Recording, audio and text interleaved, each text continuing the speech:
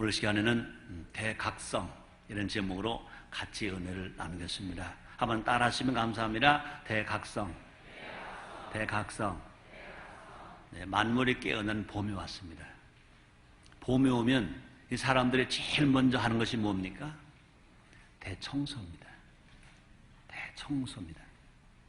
봄이 되면 생물이 움트는 것을 보면 참 신기합니다. 딱딱한 흙을 밀치고 그 새싹의 힘이 막 나면서 올라온 모습을 보면서 참 신기하다. 그 촬영하는 기술도 대단하다. 그랬습니다. 자연은 하나님의 창조 섭리를 어기는 법이 없습니다. 또 자연은 하나님의 때를 따라 행동합니다. 또 자연은 하나님의 때에 맞게 살아갑니다. 이상한 것은 인간입니다. 하나님의 모양과 형상대로 지음받은 인간이 그 때를 잘 모르고 살아갑니다. 얼마나 이상한지 모릅니다. 인간은 때를 분별하지 못하고 살아가기도 합니다. 특히 역사를 운행하시는 하나님의 손길 깨닫지 못하고 사는 사람들이 너무나 많다는 것입니다. 예수님은 이렇게 살아가는 사람들을 한탄하셨습니다. 마태복음 16장 3절입니다. 아침에 하늘이 붉고 흐리면 오늘은 날이 굳겠다 하나니 너희가 천기는 분별할 줄 알면서 시대의 표적은 분별할 수 없느냐? 시대의 표적은 분별할 수 없느냐? 그렇게 예수님이 한탄하셨습니다. 지금은 어느 때냐? 자다가 깰 때입니다. 지금 어느 때냐? 너, 나 할 것이 모두가 다 대각성해야 할 때인 것입니다. 예수를 믿는 사람뿐만 아니라 예수를 안 믿는 사람도 어떻게 보면 남녀, 노소, 빈부, 귀족 모두가 다 대각성할 때인 것입니다. 베드로 사도가 베드로전서 4장에서 이렇게 말했습니다. 만물의 마지막이 가까웠으니 너희는 정신을 차리고 근신에 깨어 기도하라. 그렇습니다.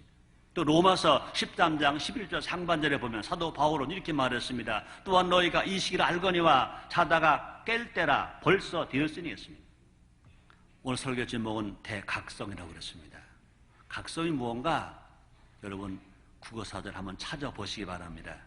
깨어나 정신을 차린다 그런 뜻입니다.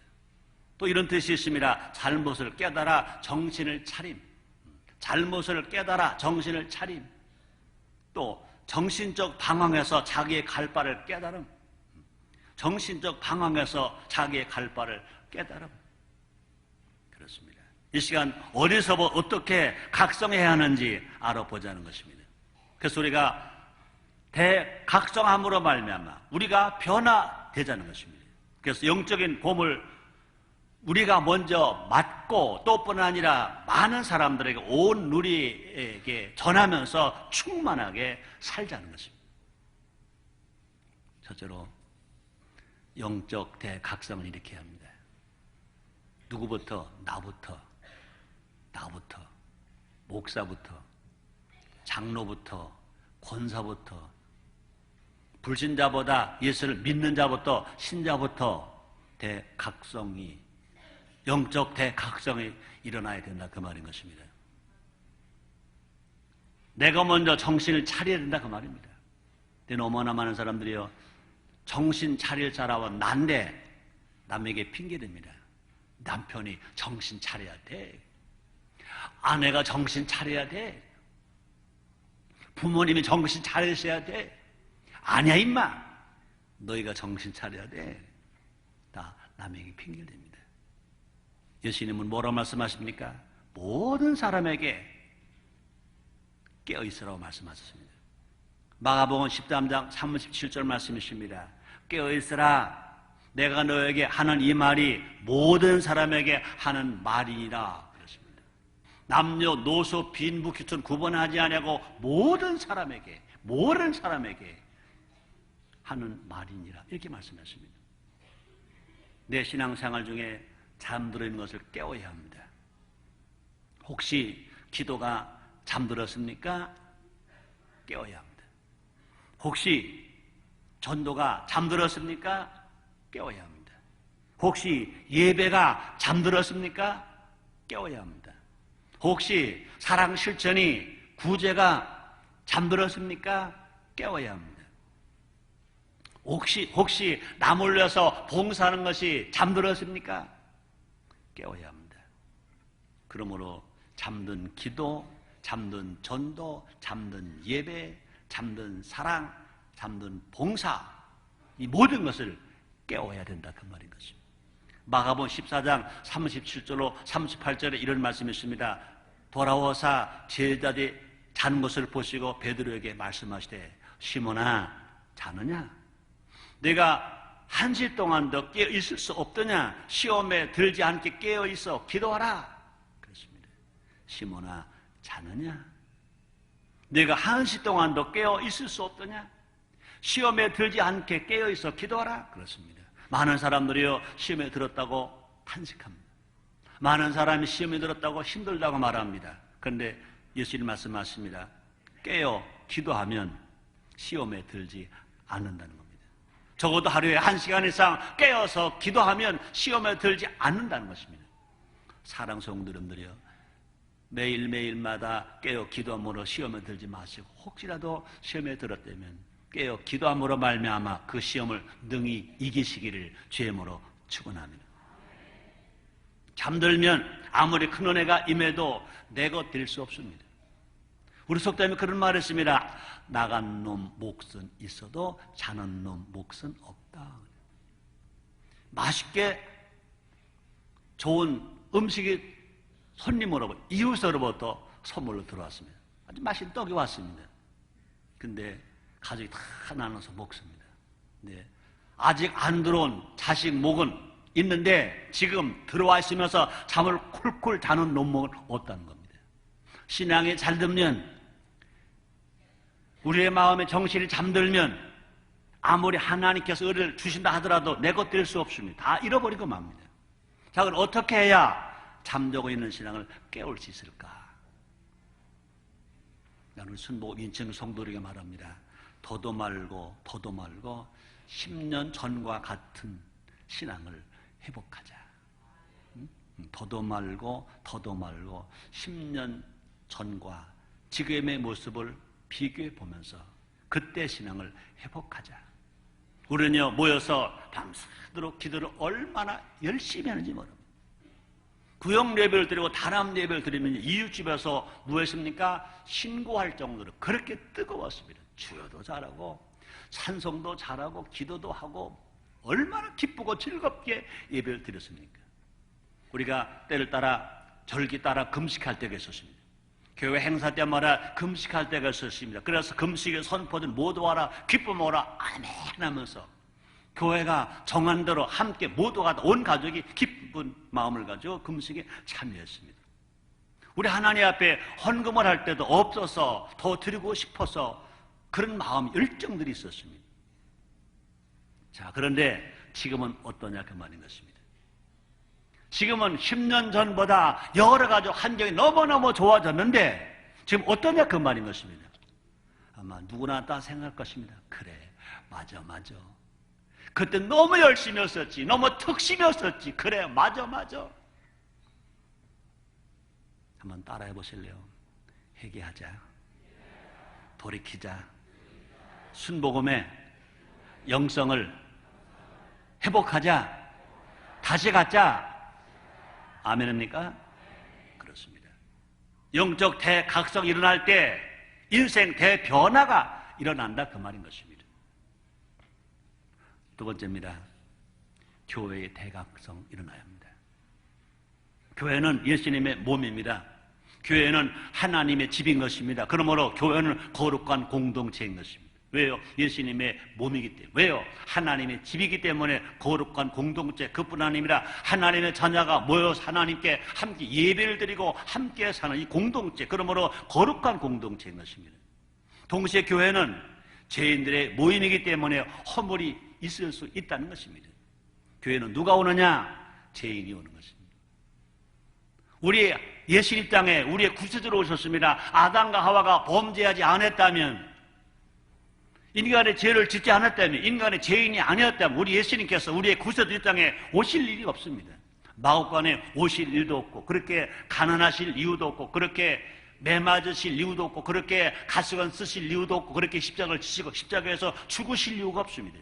왜 예수님이 그렇게 오셔서 그런 고통을 당하셨습니까? 온 인류가 다 죄인이기 때문에. 그러므로 교회는 의인이 모이는 것이 아니라 죄인이 오는 것입니다. 요한계시록의 7교회도 7교회 중에 5교회가 책망을 받았다고 그랬습니다. 7교회 중에 5교회가 책망을 받았습니다. 그뿐이 아닙니다. 고린도 교회도 은혜가 많았는데 또 문제가 많았습니다. 그래서 고린도 교회도요, 많은 문제 때문에 사도 바울의 마음을 아프게 했다고 그랬습니다. 교회가 교회다워지면 하나 영광 돌릴 수 있습니다. 또뿐 아니라 교회가 교회다워지려면 끊임없이 대각성 운동이 일어나야 될 것인 것입니다. 말씀을 떠났던 삶이 말씀으로 돌아와야 할 것입니다. 교회를 떠났던 삶이 교회로 돌아와야 할 것인 것입니다. 그러므로 성부 하나님, 성자 하나님, 성령 하나님, 삼위일체 하나님 신앙이 흔들려서는 안 되는 것입니다. 우리 하나님 말씀은요, 어제나 오늘이나 영원토록 동일한 것입니다. 그러나 우리가 말씀을 떠났던 삶에서 이제 말씀을 돌아오는 것입니다. 잘못 산 것 다시 회복되어야 할 것입니다. 그래서 저는 그런 말을 많이 했습니다. 받고 다 받고 몽땅 받고 그랬습니다.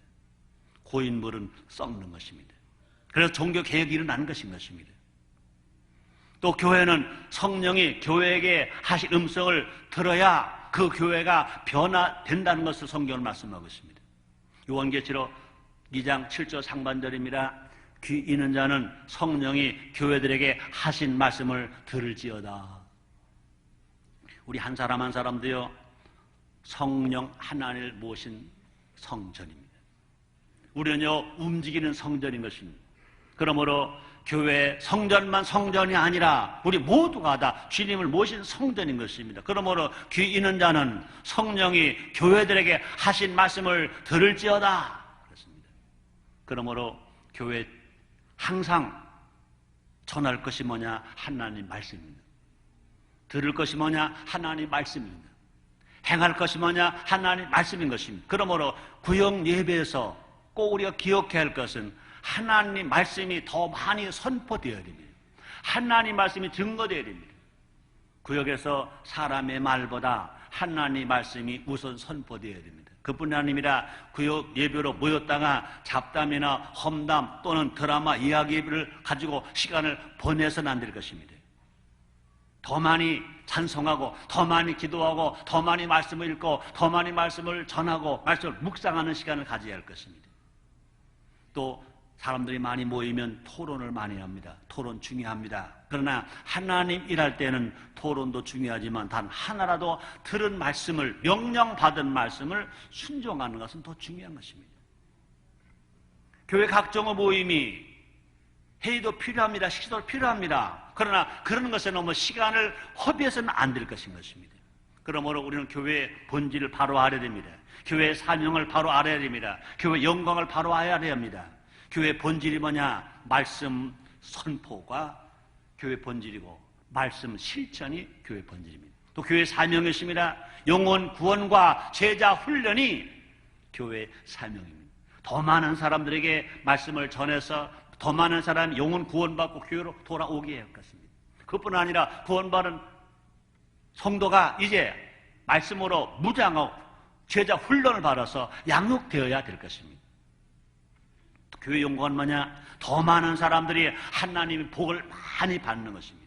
또뿐 아니라 많이 받은 복을 더 많은 사람들에게 받은 복을 나눠주고 베풀어 주는 것, 이것이 교회의 영광인 것입니다.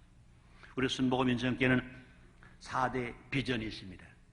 5중 복음이 있습니다. 6대 실천 신앙이 있습니다. 우리가 받아야 할 3중 축복이 있습니다. 4대 비전이 뭡니까?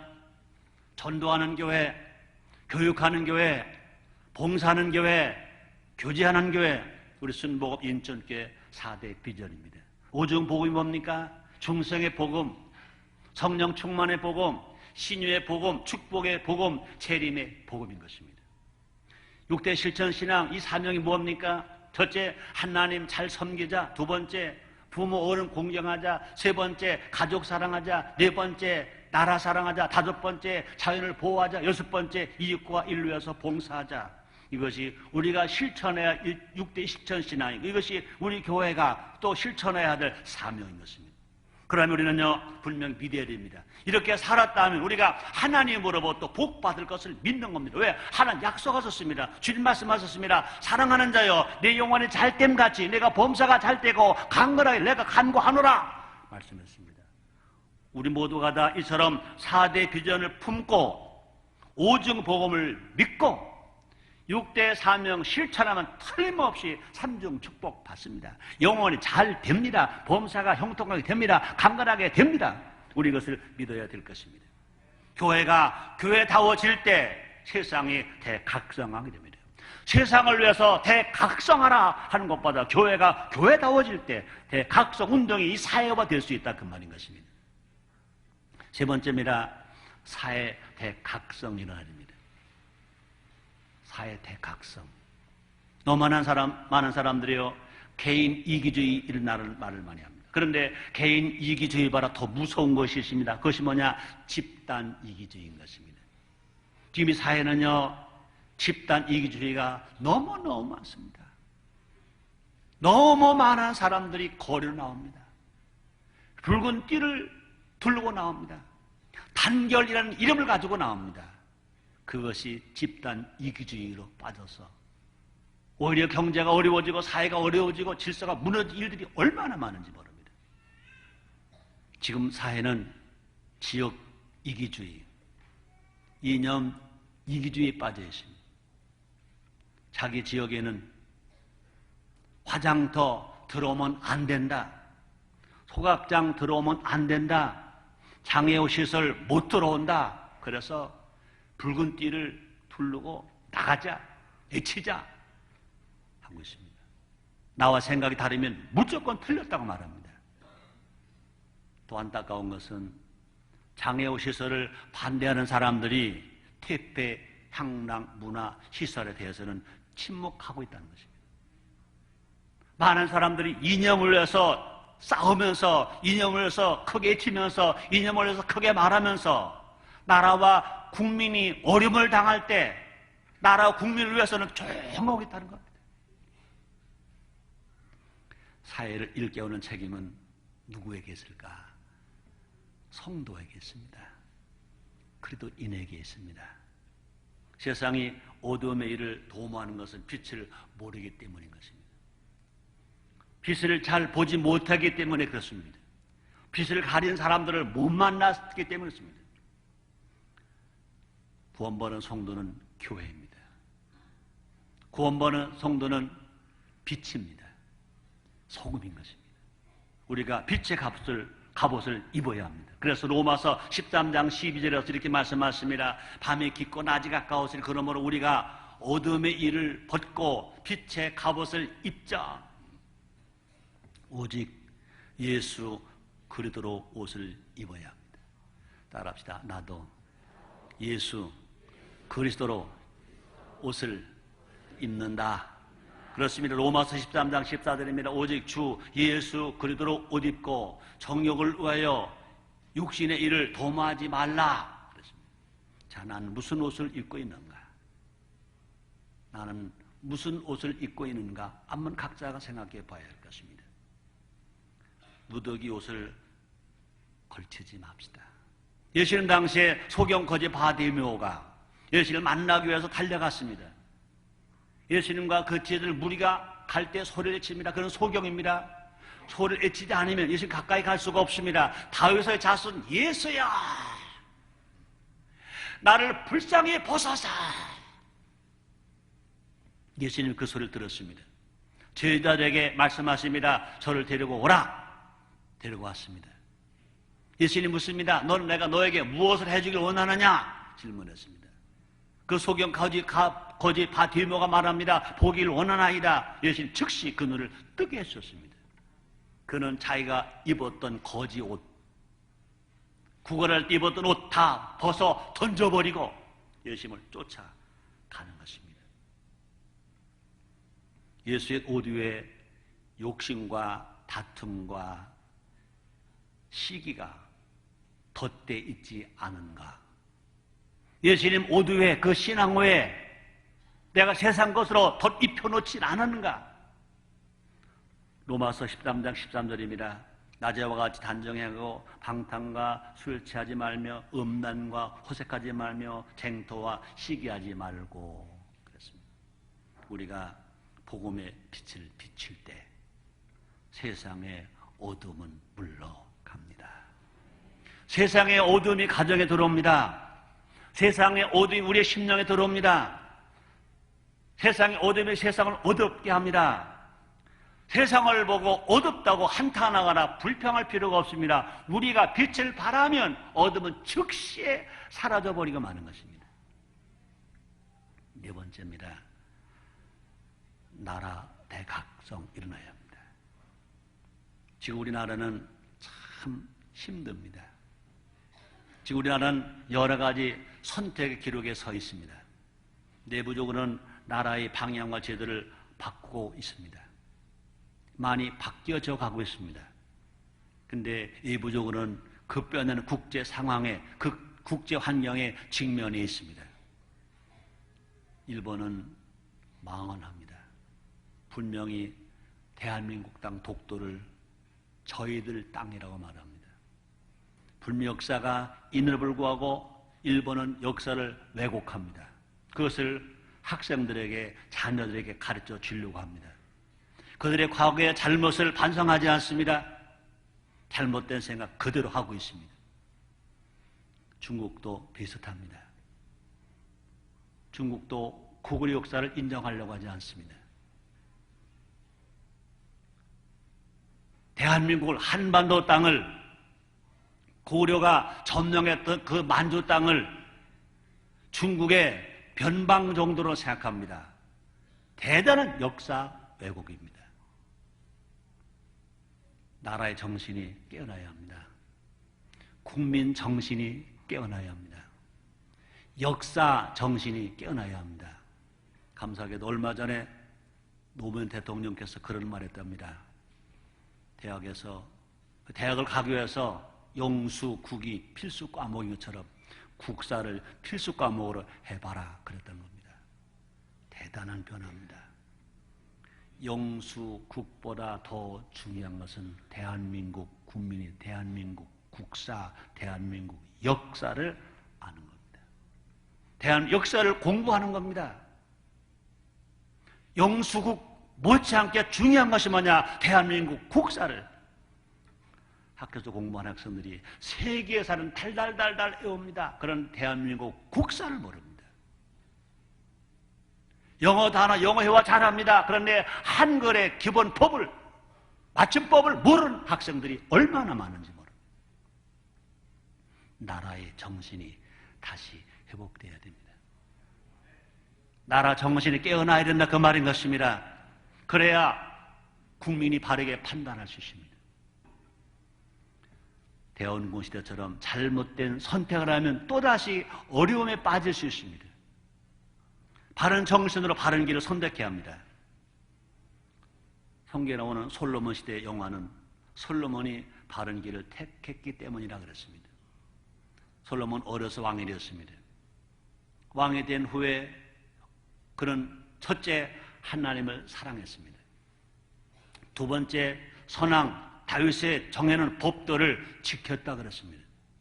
또 세 번째 하나님을 사랑해서 1000번제를 드렸다 그랬습니다. 그리고 하나님께서 그 솔로몬에게 내가 너에게 무엇을 해주길 원하느냐 내게 말하라 하나님 말씀하셨습니다. 열왕기상 3장 9절 10절입니다. 그때 이렇게 대답합니다. 누가 주의 이 많은 백성을 재판할 수 있사오리까 지혜로운 마음을 종에게 주사 주의 백성을 재판하여 선악을 분별하게 하옵소서. 솔로몬이 이 말을 구하며 그 말씀이 주의 마음에 맞은지라. 솔로몬이 구한 지혜뿐만 아니라 솔로몬이 구하지 않은 구와 부와 장수도 주셨습니다. 그래서 솔로몬이 왕으로 있을 때 이스라엘 나라는 태평성대를 이루었습니다. 왜요? 솔로몬이 바른 길을 선택했기 때문에. 그러나 그 아들 르호보암 때 나라가 분열됐습니다. 나라가 망해졌습니다. 왜 그렇습니까? 잘못된 선택을 했기 때문에. 나라의 정신을 일깨워서 하나님의 마음에 맞는 선택을 해야 합니다. 국민의 생각을 일깨워서 부정직한 삶을 버리고 정직한 삶을 선택해야 합니다. 대한민국의 영적, 정신적, 도덕적 대각성이 일어날 때 대한민국뿐만 아니라 이 동남아와 전 세계 평화가 임하게 될 것인 것입니다. 분명히 대한민국은 중요한 나라입니다. 우리는 애국가의 동해물과 백두산이 마르고 닳도록 하나님이 보호하사 우리나라 만세. 대한민국이 건강한 나라가 되면, 대한민국이 복음 나라가 되면, 대한민국이 하나님 기뻐하신 나라가 되면, 그러므로 대한민국 전 국민의 대각성 운동이 일어나면 우리 하나님 대한민국 축복하시기 때문에 대한민국의 평화뿐만 아니라 동북아의 평화도 오고 전 세계의 평화의 불을 비칠 수 있다 그 말인 것입니다. 그러므로 나라의 대각성도 일어나야 합니다. 결론입니다. 계절의 봄이 왔습니다. 지금은 회개할 때입니다. 봄에 오면 대청소를 하듯 지금 우리는 대각성해야 할 때입니다. 먼저 기도인들이 먼저 회개할 때입니다. 미련은 가르쳐냐가 되지 맙시다. 지금은 깨어 성령의 불을 밝힐 때입니다. 우리 모두가 다 이 시대를 밝히는 진리의 빛이 됩시다. 소망의 빛이 됩시다. 치료의 빛이 됩시다. 사랑의 빛이 됩시다. 많은 사람들이 희망을 가질 겁니다. 많은 사람들이 꿈을 꾸게 될 것입니다. 많은 사람들이 살만 난다 할 때가 될 것입니다. 그 사명이 교회에 있습니다. 그 사명이 우리에게 있습니다. 계절의 봄이 온 것처럼 신앙의 봄이 오시기를 제 이름으로 축원합니다. 나도 여러분 모두가 다 대각성하는 우리 모두가 됩시다. 기도하겠습니다. 하나님 아버지 감사합니다. 2005년 봄이 왔습니다. 봄이 오면 대청소를 합니다. 봄이 오면 만물의 새싹이 납니다. 진실로 우리 모두가 다 대각성 운동을 일으키게 하시고 다시 희망의 싹이 일어나는 우리 모두가 되게 해 주옵소서. 예수님의 이름으로 기도드리옵나이다.